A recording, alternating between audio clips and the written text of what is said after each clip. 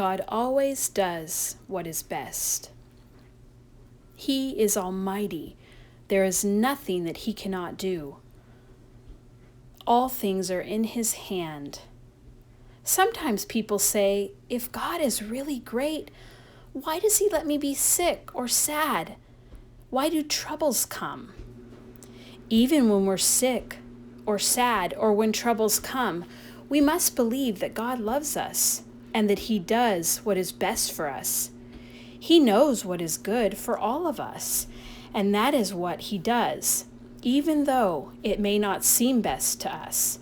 The Bible tells us about a poor mother in Egypt who had to throw her baby into the river. Wicked King Pharaoh made a law that all baby boys of the Israelites had to be thrown into the river to drown. The mother loved her baby boy very much. She did not want to throw him into the river. Oh, that was a terrible thing to do, but she did not dare keep him. Oh, why had God let the king make such a law? One day, the baby's mother made a little basket. She wove it of reeds very carefully, so that it was like a little boat. She made sure it would not leak. She laid her baby in the basket and brought him to the river. Miriam, the baby's sister, went along.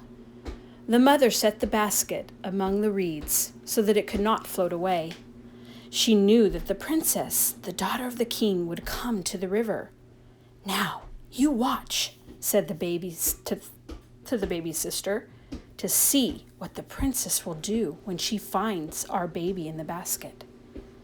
When the princess came down to the river to bathe, she saw the basket, and she sent one of her maids to get it.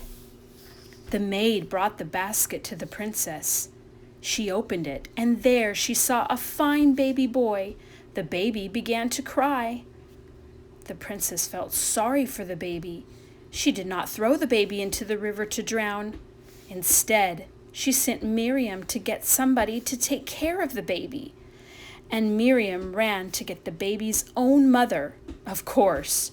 Who could take better care of him?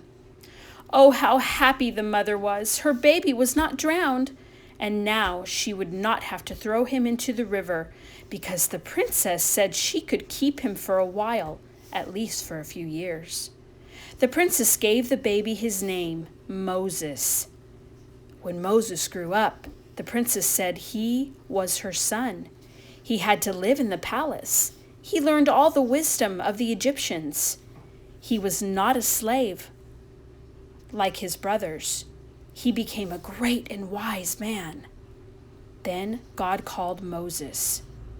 God used Moses to bring the Israelites, his people, out of Egypt.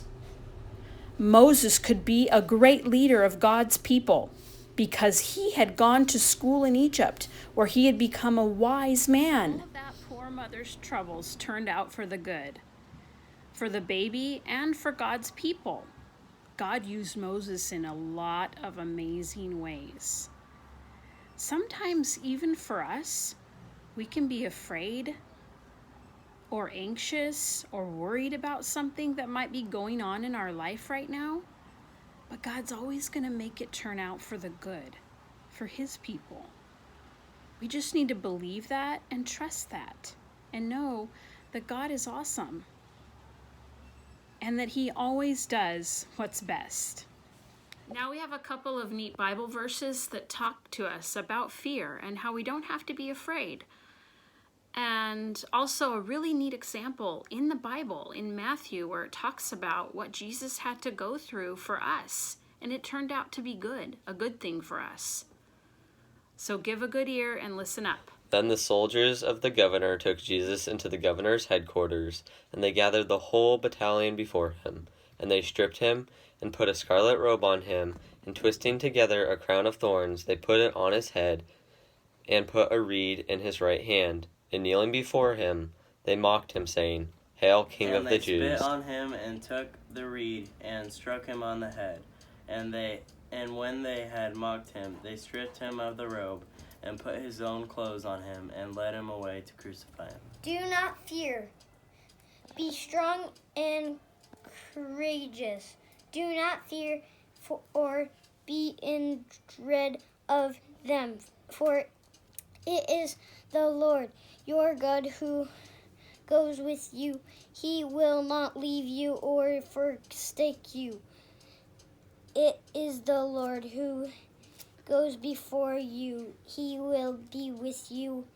He will not leave you or forsake you. Do not fear or be dismayed.